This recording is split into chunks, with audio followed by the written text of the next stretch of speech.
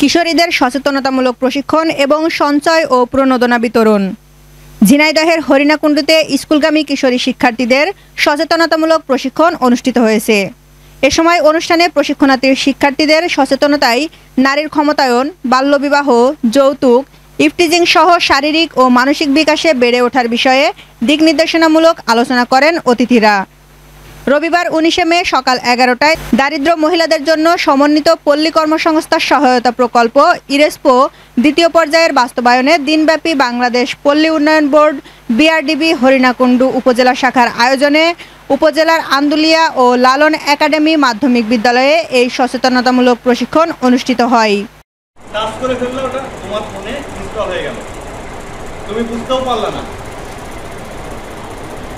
ওই অ্যাপের মাধ্যমে, ওই লিঙ্কের মাধ্যমে যখন অ্যাপটা ডাউনলোড হয়ে গেল, ইনস্টল হয়ে গেল, তখন তোমার লোকেশন, তোমার হিস্ট্রি, সেটা কল হিস্ট্রি হইতে পারে বা তোমার চ্যাটিং হিস্ট্রি হইতে পারে বা তোমার ফোনে যে তুমি গচ্ছিত রাখছো ছবি, ভিডিও, এগুলা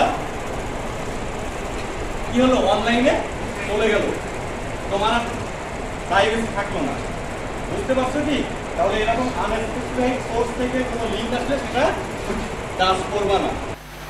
এ সময় আন্দুলিয়া মাধ্যমিক বিদ্যালয়ের প্রধান শিক্ষক মোহাম্মদ মাসুদুল হক টিটোর সভাপতিত্বে প্রধান অতিথি হিসেবে উপস্থিত ছিলেন উপজেলা নির্বাহী অফিসার জনাব BM তারিকুজ্জামান। বিশেষ অতিথি হিসেবে উপস্থিত ছিলেন উপজেলা ICT officer Mohammad Washiqur Rahman, course পরিচালক হরিণাকুণ্ডু উপজেলা পল্লী উন্নয়ন কর্মকর্তা মোহাম্মদ মেহেদি হাসান, কোর্স সমন্বয়ক মোহাম্মদ আহমদ হোসেন, হরিণাকুণ্ডু প্রেস ক্লাবের সাধারণ সম্পাদক নাজমুল হুদা রিপন। সঞ্চালনা করেন অত্র বিদ্যালয়ের সহকারী শিক্ষক মোহাম্মদ ইমরুল কায়েস সহ শিক্ষিকাবৃন্দ উপস্থিত ছিলেন। অনুষ্ঠান শেষে শতাধিক কিশোরীর মাঝে স্যানিটারি নেপকিন সহ বিভিন্ন উপকরণ বিতরণ করা হয়।